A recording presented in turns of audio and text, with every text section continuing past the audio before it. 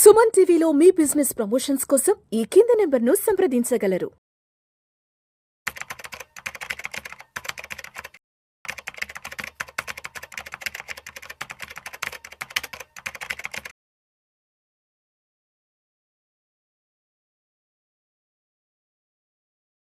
నమస్తే, welcome to Vishnu talks. నేను మీ విష్ణు. ప్రస్తుతం నాతో పాటు సర్టిఫైడ్ ఫైనాన్షియల్ ప్లానర్ మాధవిరెడ్డి గారు ఉన్నారు. వారితో మాట్లాడదాం. నమస్తే మాధవిరెడ్డి గారు. నమస్తే అండి. మాధవిరెడ్డి గారు, welcome to Vishnu talks. Oh thank you. Madhavi Reddy గారు, ఒకసారి మనం ఇవాళ శుక్రవారం వీకెండ్లో ఉన్నాము, ఫిబ్రవరి 21. మార్కెట్ క్లోజింగ్ ఎక్కడుందో ఒకసారి చూద్దాము. అవును. సెన్సెక్స్ ఏమో 75,311 వద్ద క్లోజ్ అయింది. నిఫ్టీ ఏమో 22,795 వద్ద క్లోజ్ అయింది. సో గత 4-5 నెలల నుంచి మార్కెట్ ఎందుకు పడుతుంది అనే దానికి ప్రతి ఒక్కరూ చెప్పే రీజన్ ఏంటి, ఎఫ్ఐలు సెల్లింగ్, ఎఫ్ఐలు ప్రాఫిట్ బుక్ చేసుకుని డబ్బులు తీసుకుని వెళ్ళిపోతున్నారు. ఎస్, అందరూ కామన్గానే చెప్తున్నారు, కామన్గా మాట్లాడుకున్నారు. కానీ ఈ డబ్బులంతా తీసుకొని ఎక్కడికి వెళ్తున్నారు, ఏ దేశంలో పెట్టుబడులు పెడుతున్నారు, మరి ఆయా దేశాల్లో పెట్టుబడి పెట్టడానికి ఆయా దేశ ప్రభుత్వాలు వాళ్ళకి ఇస్తున్న బెనిఫిట్స్ ఏంటి, ఆ బెనిఫిట్స్ మన ఇండియన్ గవర్నమెంట్స్ ఎందుకు ఇవ్వలేకపోతున్నాయి, అండ్ ఇక్కడ వాళ్ళు ఆగకపోవడానికి, ఇక్కడ హోల్డ్ అవ్వకపోవడానికి రీజన్స్ ఏంటి అంటే, పక్క దేశాల వాళ్ళు ఇస్తున్న బెనిఫిట్స్ మన ఇండియన్ గవర్నమెంట్స్ ఎందుకు ఇవ్వలేకపోతున్నాయి, ఎఫ్ఐల సెల్లింగ్ని ఎందుకు ఆపలేకపోతున్నాయి. ఎస్, దీని గురించి స్పష్టంగా చెప్పగలరు? షూర్ అండి. ఇప్పుడు ఎఫ్ఐఐ సెల్లింగ్ ఇప్పటికే 3 lakh crore జరిగిపోయింది. మనము సెప్టెంబర్ నుండి స్టార్ట్ చేసుకున్నట్లయితే దాదాపుగా 3 lakh crore. ఇంకా ఎంత అమ్మబోతున్నారు అనే క్వశ్చన్, బిగ్గెస్ట్ క్వశ్చన్. ఇంకా ఎంత సెల్ చేయబోతున్నారు? అసలు మనకి మార్కెట్ క్యాపిటలైజేషన్ మనకి $4 trillion అండి. సో $4 trillion వరకు ఉంది. ఒక టైంలో అయితే మనం $5 trillion వెళ్ళాం మనం పీక్లో ఉన్నప్పుడు. ఇప్పుడు అది కాస్త $4 trillion అయింది. అంటే దాని మీద 1% తీసుకున్న 4 lakh crore. సో ఇప్పటికే దాదాపుగా 3 lakh crore అనేది మనకి సెల్లింగ్ జరిగింది. ఇప్పుడు రీసెంట్గా మనకి ఫిబ్రవరిలో కూడా మళ్ళీ అదే సెల్లింగ్ అండి. జనవరిలో దాదాపుగా 80,000 కోట్లు అమ్మేశారు. మళ్ళీ ఫిబ్రవరిలో కూడా ఇప్పటికీ ఈ కొన్ని రోజులకి కూడా చూసుకున్న దాదాపుగా ఒక 30,000 crores పైనే వాళ్ళు ఎఫ్ఐఐ సెల్లింగ్ అయితే మీరు చెప్పినట్టుగా అది ఆగడం లేదు. ఎందుకు ఆగడం లేదు అంటే, వాళ్ళకి మినిమం ఇండియన్ మార్కెట్స్లో రావాలి అంటే కనీసం 15% రిటర్న్ కనపడితేనే వాళ్ళు వస్తారు, ఇక్కడ ఆగుతారు, మన మార్కెట్లో ఆగుతారు. ఎందుకు అనే రీజన్స్ ఏంటంటే, వాళ్ళకి ఎటువంటి రిస్క్ లేకుండా వాళ్ళకి యూఎస్లోనే బాండ్ డీల్స్ 4% వస్తున్నాయి. అది ఒక 4%. ఆ తర్వాత మన దగ్గర పెడితే వాళ్ళకి రూపీ డిప్రిసియేషన్ వల్ల లాస్ వస్తుంది. ఎగ్జాక్ట్లీ. సో రూపీ డిప్రిసియేషన్ వల్ల వాళ్ళకి ఏమవుతుందంటే ఇంకొక 3% ఎక్స్ట్రా పోతుంది. సో వాళ్ళ రిటర్న్స్ డౌన్ అవుతున్నాయి. సో దీనివల్ల ఇప్పుడు అక్కడ ఒక 4% పోతుంది, ఎందుకంటే వాళ్ళు అక్కడ వదులుకొని ఇక్కడికి వచ్చారు. సో వాళ్ళకు అక్కడ 4%, తర్వాత ఇక్కడికి వచ్చిన రూపీ డిప్రిసియేషన్ ఏమో 3% పోతుంది, 7%. ఇక మన దగ్గర ఉన్న ట్యాక్సెస్ 12.5%. సో ఇవన్నీ రికవర్ అయితే కదండి వాళ్ళు మన దగ్గరకు వచ్చేది. సో ఇవన్నీ రికవర్ చేసుకోవాలి అంటే వాళ్ళకున్న టార్గెట్ మినిమం 12 to 15%. ఏ రోజైతే మార్కెట్స్ రిటర్న్స్ ఇవ్వగలవు అనే కాన్ఫిడెన్స్ వస్తే అప్పుడు వస్తారు. సో నెక్స్ట్ వాళ్ళకి ఎందుకు అనిపించడం లేదు మన ఇండియన్ మార్కెట్స్ 12-15%? అంటే ఈ ఇయరే కాదు, 25-26 గురించి మాట్లాడుకుందాం. సో 25-26 పరిస్థితులు ఎలా ఉన్నాయి అంటే, మన వాల్యూషన్స్ చాలా హైగా ఉన్నాయండి. సో ఏంటంటే మన ఎర్నింగ్స్ ఏవైతే ఉన్నాయో అవి ఆ వాల్యూషన్స్కి కంపాటబుల్గా లేవు. సో ఇంత ఎర్నింగ్స్ లేని కంపెనీలని నేను ఇంత రేట్ పెట్టి ఎందుకు కొనుక్కోవాలి? So they are very much confident. వీళ్ళ ఎర్నింగ్స్ ఇప్పుడే మన లాస్ట్ ఏదైతే Q3 ఎర్నింగ్స్ మనం ఏదైతే చూసామో దాదాపుగా 60% కార్పొరేట్స్ డిసప్పాయింట్ చేశాయండి ఎర్నింగ్స్లో. 60% కంపెనీస్ వాళ్ళు వచ్చిన ఎర్నింగ్స్లో డిసప్పాయింటెడ్ రిజల్ట్స్ ఇచ్చాయి. సో ఇదే మళ్ళీ నెక్స్ట్ క్వార్టర్కి కూడా వచ్చింది అనుకోండి, అంటే ఇప్పుడు ఎర్నింగ్స్ కానీ రీబౌండ్ అవ్వలేదు అనుకోండి, so again they will remain as sellers. They will not convert into completely buyers. So వాళ్ళు బయర్స్ అవ్వాలి అంటే కొన్ని ఇండికేషన్స్ రావాలి. ఫస్ట్ థింగ్ ఏంటంటే యూఎస్ బాండ్ ఈల్డ్స్ తగ్గాలి. అక్కడ కొంచెం ఈల్డ్స్ కానీ తగ్గినట్టయితే then they will look at emerging markets వైపు చూడడం మొదలు పెడతారు. సో అది ఒకటి, అది ఇప్పటి వరకు బాండ్ డీల్స్, ఎందుకంటే రీసెంట్గా ఫెడ్ కమిటీ అనేది మనకి మినిట్స్ జరిగాయండి. అక్కడ వాళ్ళు ఏంటంటే ఇంట్రెస్ట్ రేట్స్ తగ్గించము అని పవెల్ చాలా క్లియర్గా చెప్పారు. ఎందుకంటే బికాస్ ఆఫ్ ఈ టారిఫ్స్ అన్సర్టనిటీ వల్ల యూఎస్లో ఇన్ఫ్లేషన్ పెరగబోతోంది అనేది వాళ్ళు గమనించారు. సో ఎప్పుడైతే ఇన్ఫ్లేషన్ పెరుగుతుందో ఇంట్రెస్ట్ రేట్స్ తగ్గవు. సో ఇంట్రెస్ట్ రేట్స్ తగ్గలేదు అంటే వాళ్ళు అక్కడే మంచి ఇంట్రెస్ట్ వస్తుంది కదా, without any risk. So they are looking at that opportunities. అక్కడ అమెరికాలోనే మంచి ఆపర్చునిటీస్ ఉండేటప్పుడు అక్కడ వదులుకొని ఇక్కడికి రావాలి అంటే మనం ఇంకా ఎక్కువ ఇవ్వాలి. రిటర్న్స్ ఆల్మోస్ట్ మనం 15% ఇస్తే గానీ వాళ్ళు రారు. సో ఇది ఒక, అంటే ఎప్పుడైతే యుఎస్ బాండ్ డీల్స్ తగ్గుతాయో తర్వాత మన రూపీ డాలర్ అనేది ఇండెక్స్ అనేది స్ట్రెంత్ తగ్గాలి. అంటే కొంచెం డాలర్ కానీ ఇండెక్స్ కొంచెం కానీ తగ్గింది అనుకోండి ఇంకొంచెం మన వైపు వచ్చే అవకాశాలు కనబడుతున్నాయి. కానీ ఇప్పటి వరకు డాలర్ స్ట్రెంథనింగే ఎక్కువ కనిపిస్తుంది. డాలర్ పడిపోవడం అనేది ఇంకా ఏం మనకు కనిపించలేదు. ఇంకా రూపీ డిప్రిషియేట్ అవుతూనే ఉంది. 84 నుంచి 87, మేబీ 88. ఇంకా ఎంత డాలర్ పడితే ఎఫ్ఐఎస్ అంత దూరంగా వెళ్ళిపోయే ఛాన్సెస్ ఉన్నాయి. సో ఇవన్నీ వాళ్ళు దృష్టిలో పెట్టుకొని, సో ఇదంతా జరగాలి అంటే మనకి ఇప్పుడు ప్రైజెస్ తగ్గాలి. ఆల్రెడీ మనకి స్టార్ట్ అయింది. మన మిడ్ క్యాప్స్, స్మాల్ క్యాప్స్ దాదాపుగా 20% నుంచి 25% వరకు, అంటే కొన్ని కంపెనీస్ అయితే 40% వరకు కరెక్ట్ అయ్యాయి. అలానే మనకి లార్జ్ క్యాప్స్ అయితే మనకి మంచి ఇప్పుడు వాల్యూషన్స్లో ఉన్నాయి.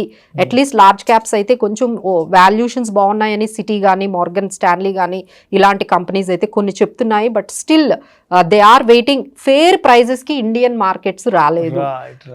సో దానివల్ల ఇప్పుడు ఫేర్ ప్రైజెస్ చూసుకుంటే బాండ్ డీల్స్ అక్కడ బాగున్నాయి, అట్రాక్టివ్గా ఉంది. అవును, అండ్ ట్యాక్స్ల పరంగా కూడా ఇక్కడికంటే అక్కడ కొంత బెటర్మెంట్ ఉంది. అవును. సో ఈ 2-3 కారణాల వల్ల రూపీ డిప్రిసియేషన్ సో ఈ 2-3 కారణాల వల్ల ఎఫ్ఐఎస్ అనేవాళ్ళు అక్కడ ఆగిపోతున్నారు. సో అక్కడ రిటర్న్స్ అనేవి ఎప్పుడైతే డౌన్ అవుతాయో మళ్ళా ఇక్కడికి ప్లాన్ బి కింద ఇక్కడికి ఇండియాకి వస్తారండి. దానికి మనకి టైం ఎంత ఉందంటే ఇంకా నెక్స్ట్ క్వార్టర్. ఎందుకంటే ఇప్పుడు మనం కూడా అండి చాలా అంటే ఈ కార్పొరేట్ ఎర్నింగ్స్ పెంచడానికి చాలా మెజర్స్ తీసుకున్నారండి గవర్నమెంట్ కూడా. మనం రీసెంట్గా బడ్జెట్లో ఒక 12 lakhs వరకు లేదు. సో దీనివల్ల కన్సంప్షన్ పెరుగుతుంది. కన్సంప్షన్ పెరిగితే కార్పొరేట్ ఎర్నింగ్స్ పెరుగుతాయి. వాళ్ళ చేతిలో ఎక్కువ మనీ పెడితే బిజినెసెస్ ఫ్లరిష్ అవుతాయని. అలాగే ఆర్బీఐ కూడా రేట్ కట్ పెట్టింది. సో పాజిటివ్గా రేట్ కట్ పెట్టడం వల్ల again people will start buying the things. So కొంచెం ఎకానమీ అయితే కొంచెం స్లో డౌన్ అయితే మనకు కనిపించింది కదండి. లాస్ట్ క్వార్టర్లో 7.2% నుంచి ఇప్పుడు 6.5% అనేది ప్రొజెక్షన్స్కి వచ్చాయి. సో ఇవన్నీ కూడా రీబౌండ్, అంటే మనం ఏవైతే మెజర్స్ గవర్నమెంట్ తీసుకుంది, ఇప్పుడు క్యాపెక్స్ కూడా గవర్నమెంట్ స్పెండింగ్ కూడా చాలా పెంచుతున్నారండి. సో ఇవన్నీ మనకి రిజల్ట్స్ కనిపించాలి అంటే మాత్రం వాళ్ళు తీసుకున్న మెజర్స్, మనం తీసుకున్న మెజర్స్ కొంచెం టైం అయితే పడుతుందండి. సో దానివల్ల కొంచెం ఒక 1 quarter అయితే మనకి వెయిట్ చేయాలి మార్కెట్స్ రీబౌండ్ అవ్వడానికి. Finally I got a clear picture about the FIs. Then coming to the Trump tariffs. అవును, లాస్ట్ 4 months నుంచి we are discussing and discussed about the FIs selling. And last ఒక జనవరి 20th నుంచి ఫిబ్రవరి నుంచి discussing about Trump tariffs. ఏంటి Trump టారిఫ్లు కూడా మార్కెట్ ని how they are going to impact the markets? So not only Indian markets అండి, అన్ని ఎమర్జింగ్ మార్కెట్స్ కూడా ఆయన ఛాలెంజింగ్గా తయారయ్యారు. అంటే ఎవరైతే ఎక్స్పోర్ట్స్ చేస్తున్నారో యూఎస్ ఎక్స్పోర్ట్స్, మనం అంటే ఓన్లీ 18% ఎక్స్పోర్ట్స్ ఉన్నాయి. మన టోటల్ ఇండియన్ ఎక్స్పోర్ట్స్లో 18% వరకు మనం యూఎస్కి చేస్తూ ఉంటాం. But when it comes to Indonesia, Vietnam, తర్వాత ఈ చైనా, వీళ్ళైతే 40% పైనే అండి. 30-40% వరకు వాళ్ళ ఎక్స్పోర్ట్స్ అమెరికాకు వెళ్తూ వాళ్ళు ఇంకా అసలు కంట్రిబ్యూటర్స్ అనమాట ఎక్స్పోర్ట్. సో వాళ్ళు ఇంకా కొంచెం ఈ టారిఫ్స్ తోని ఇంకా భయపడుతున్నారండి. సో టోటల్ గా ఈ టారిఫ్స్ అనే ఈ ట్రేడ్ గ్లోబల్ వార్ అనేది స్టార్ట్ చేసి మొత్తం ఎకానమీ ఎకో సిస్టమ్ నే డిస్టర్బ్ చేసేసారు. సో ఈ డిస్టర్బెన్స్ నుంచి వచ్చే డ్యామేజ్ ఎంత వరకు ఉంటుంది అనేది ఒక్కొక్క ఎకానమీని ఒక్కొక్క రకంగా దాన్ని హర్ట్ చేస్తుంది. అవునండి, ఒక్కొక్క ఎకానమీ. మనకు కూడా అండి, మనకి ఆల్రెడీ స్టార్ట్ అయింది. అంటే డేట్స్ అనేవి మనకి ఇంకా ఉన్నాయి. అంటే నేను అనుకునేది ఏంటంటే ఎంత పాజిటివ్ న్యూస్ని కూడా మార్కెట్ పక్కన పెట్టేసింది. అది బడ్జెట్ అవనియండి, రెపో రేట్ అవనియండి, లేకపోతే ఢిల్లీ ఎలక్షన్స్. ఇప్పుడు అసలు నెగిటివ్ న్యూస్ వస్తే ఎట్లా తీసుకుంటాం మనం? So that is how we need to get ready for the next 1 month అండి. మార్చ్లో ఆయన ఇప్పటి వరకు టారిఫ్స్ ఫార్మా మీద అన్నారు, తర్వాత సెమీ కండక్టర్స్, చిప్స్, తర్వాత ఫుట్వేర్, ఇక మనం ఎక్కువగా ఎక్స్పోర్ట్స్ చేసే కొన్ని ఉన్నాయండి. సో ఇలాంటి వాటి మీద ఎక్కువగా టారిఫ్స్ అనేవి ఉంటాయి. రెసిప్రోకల్ టారిఫ్స్ అనేది కొత్త వర్డ్ అనేది మనకు వస్తుంది. అంటే మీరు మా మీద ఎంత టారిఫ్స్ వేస్తే అంత ఈక్వలెంట్ టారిఫ్స్ వేస్తానని ఒకవైపు చెప్తున్నారు. తర్వాత బ్రిక్స్ మీద ఎస్పెషల్లీ అంటే బ్రెజిల్, ఇండియా, చైనా ఏవైతే ఈ బ్రిక్స్ కంట్రీస్ ఉన్నాయో వాటి మీద అయితే 100% టారిఫ్స్ అని ఆయన భయపడుతున్నారు. ఎప్పుడైతే మీరు డాలర్ని పక్కన పెట్టి మీ లోకల్ కరెన్సీని కానీ యూజ్ చేసి మీరు ఏమైనా ఆయిల్ కొంటే, క్రూడ్ ఆయిల్ కానీ మీరు బై చేసినట్లయితే you will be having 100% tariffs అనేది ఆయన భయపెడుతూ ఉన్నారు. సో ఆల్ టుగెదర్ ఎంతవరకు ఈ ఇంపాక్ట్ అనేది మనకు కనిపిస్తుందంటే మార్చ్లో ఒకసారి వాళ్ళు ఇంకా క్లియర్గా ఎంత పర్సంటేజ్ అనేది క్లారిటీ ఇచ్చేస్తారు. ఏప్రిల్లో ఫార్మాకి కానీ లేకపోతే ఇంకా మిగతా ఆటో ఇలాంటి కొన్ని సెక్టార్స్కి ఎంత పడుతుంది అనేది మనకి క్లారిటీ వస్తుంది. దాని తర్వాత మన ఇంపాక్ట్ అనేది ఎంత ఉందో అనేది తెలుస్తుంది. సో ఆల్ టుగెదర్ ఇంకొక 2 months వరకు ఈ నర్వస్నెస్ మార్కెట్లో ఈ టారిఫ్ టెర్రర్ అనేది అయితే ఒక 2 months వరకు కంటిన్యూ అవుతుందండి. ఎందుకంటే ఇప్పటి వరకు ఇంకా ఆయన కన్ఫర్మ్ డేట్స్ అయితే చేశారు, పర్సంటేజ్ అయితే మనకి ఈ 25 ఇప్పుడు స్టీల్ మీద, అల్యూమినియం మీద, so everywhere and everywhere pharma everything has been already, pharma stocks already కొంచెం కరెక్ట్ కూడా అయ్యాయండి because of this impact of tariffs. అదేవిధంగా ఇంట్రెస్ట్ రేట్లకు సంబంధించి ఫెడ్ అనౌన్స్మెంట్ కూడా ఒకటి రెడీగా ఉంది మార్కెట్. అవునండి. సో దట్ ఈస్ వాట్ వాళ్ళు చెప్పేది ఏంటంటే ఇప్పుడు ఈ ట్రంప్ ఈజ్ ఎట్లా అంటే ఆ ఫెడ్ ని కూడా భయపడేటట్లుగా మీరు ఇంట్రెస్ట్ రేట్స్ తగ్గించండి అంటే, but they are said very clearly, Powell Fed chairman అయితే మేము తగ్గించము, ఎందుకంటే మీరు తీసుకున్న ఏవైతే ఈ టారిఫ్స్ అనే ట్రేడ్ వార్ ఉందో దీనివల్ల మన ఎకానమీ అంతా కూడా కొంచెం అన్సర్టనిటీకి వెళ్తుంది అండ్ ఇన్ఫ్లేషన్ అనేది పెరుగుతుంది. సో ఇన్ఫ్లేషన్ పెరుగుతుంది కాబట్టి మేము ఇంట్రెస్ట్ రేట్స్ తగ్గించము అన్నట్టుగా ఆయన క్లియర్గా చెప్పారండి. So that is a clear indication that again the global inflation is going to rise. So ఎప్పుడైతే గ్లోబల్ ఇన్ఫ్లేషన్ పెరుగుతుందో ఇంట్రెస్ట్ రేట్స్ తగ్గించే అంత అవకాశం అయితే రాకపోవచ్చు అండి. So this is also one more negative news లాగానే మనం తీసుకోవాలి. అండ్ మార్కెట్స్ ఎక్కడ సపోర్ట్ అండ్ రెసిస్టెన్స్ లెవెల్స్ తీసుకునే అవకాశం ఉందంటారు? సో 22,800 అనేది చాలా మంచి సపోర్ట్ అండి, అది ఈరోజు బ్రేక్ అయింది. So now markets have closed below 22,800 which is very వరీసమ్. ఎప్పటి వరకు మనము లాస్ట్ వీక్ అంతా కూడా 22,800, 23,000 ఈ 300 పాయింట్స్ రేంజ్లోనే అట్లీస్ట్ మార్కెట్ హోల్డ్ చేసింది.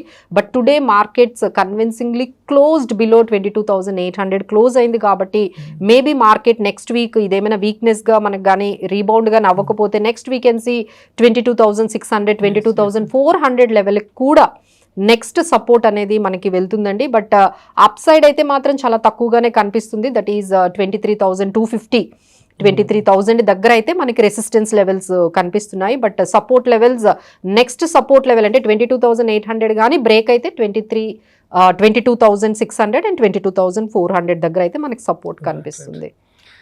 మరి మొత్తానికి మార్కెట్స్ అనేవి ఎప్పుడు రీబౌండ్ అయ్యే అవకాశం ఉంది?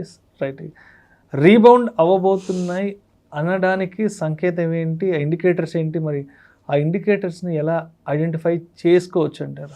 సో ఫస్ట్ థింగ్ ఏంటంటే మన గురించి అంటే రేటింగ్ కంపెనీస్ అయిన S&P కానీ, మార్గన్ స్టాన్లీ కానీ, సిటీ కానీ, Indian markets are now very much valuations బాగున్నాయని వాళ్ళు కూడా మొన్న కమెంట్ ఇచ్చారండి. ఎందుకంటే మనది 19 times PEకి వచ్చింది, 20 times PE దగ్గర ఉన్నాము.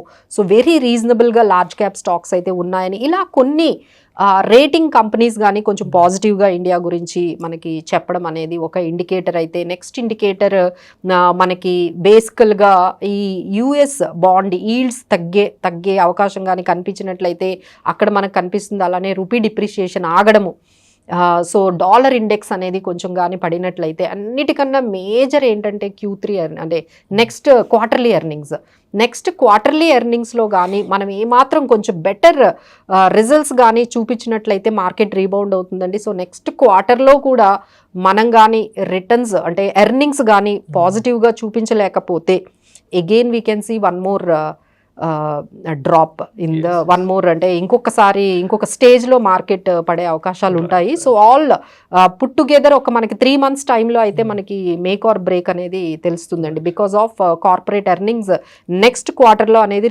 రీబౌండ్ అయితే మన మార్కెట్స్ రీబౌండ్ అవుతాయి. సో మొత్తానికి ఈ వారం అంతా మార్కెట్లో ఏం జరిగిందో మాట్లాడుకున్నాం. మండేకి మార్కెట్లో ఏం జరగబోతోంది, నెక్స్ట్ వీక్ మార్కెట్లు ఎలా ఉండబోతున్నాయి, వాట్ విల్ హ్యాపెన్? సో దీనికన్నా ముందు మనము బేర్ మార్కెట్కి ఎంత దగ్గరలో ఉన్నాము అసలు అంటే మనం చాలా వరకు అంటే చాలా అంటే వర్డ్స్ అనేవి చాలా డిఫరెంట్గా యూజ్ చేస్తున్నాం. ఒకరు క్రాష్ అంటున్నారు, ఒకరేమో కరెక్షన్ అంటున్నారు, ఒకరేమో బేర్ మార్కెట్ అంటున్నారు. So first we need to understand అసలు ఈ 10% ఫాల్ అనేది జరిగితే కరెక్షన్ అనాలండి, 20% ఫాల్ జరిగితే బేర్ మార్కెట్లోకి వెళ్ళినట్టే, అలానే 30% ఫాల్ కానీ జరిగితే క్రాష్ జరిగినట్టు, అలానే 50% ఫాల్ కానీ జరిగితే మనం రెసిషన్లోకి వెళ్ళినట్టు. సో ఇప్పుడు మనం ఎక్కడున్నాము అంటే అక్కడ మళ్ళీ డిఫరెంట్గా చూడాలండి. అంటే ఇప్పుడు మనము 10 to 20% అంటే 12% మీరు అన్నట్టుగా, సో 20% కానీ మనం పడితే నిఫ్టీ మనం బేర్ మార్కెట్లోకి వెళ్తాం. సో 8% to 7% దూరంలో ఉన్నాం మనం బేర్ మార్కెట్కి ఎంటర్ అవ్వడానికి. సో జస్ట్ 7% దూరంలో ఉన్నాము. మిడ్ క్యాప్స్ అయితే ఆల్మోస్ట్ 1% దూరంలోనే ఉన్నాయండి. అవి ఆల్మోస్ట్ 18% to 19% కరెక్ట్ అయింది మిడ్ క్యాప్. స్మాల్ క్యాప్ అయితే ఆల్రెడీ బేర్ మార్కెట్లోనే ఉంది. Already small cap index 20% correct అయిపోయింది. So these are all the things that every one has to know. ఎక్కువ డ్యామేజ్ అనేది మిడ్ క్యాప్స్కి స్మాల్ క్యాప్స్కి జరిగిందండి. వెన్ ఇట్ కమ్స్ టు మనకి లార్జ్ క్యాప్స్ అయితే మాత్రం మేబీ మీరు అన్నట్టుగా 12% కానీ, but rest of the mid caps and small caps అయితే కొన్ని స్టాక్స్ అయితే 40% 50% వరకు మనకి డ్యామేజ్ జరిగింది. So need to be very careful all the investors at this stage. Thank you so much Madhav Reddy గారు. ఈ వీకెండ్ అంతా అసలు మార్కెట్లో ఏం జరిగింది, నెక్స్ట్ వీక్ మార్కెట్లో ఏం జరగబోతుంది అనే దాని గురించి చక్కగా తెలియజేస్తే థ్యాంక్ యూ సో మచ్.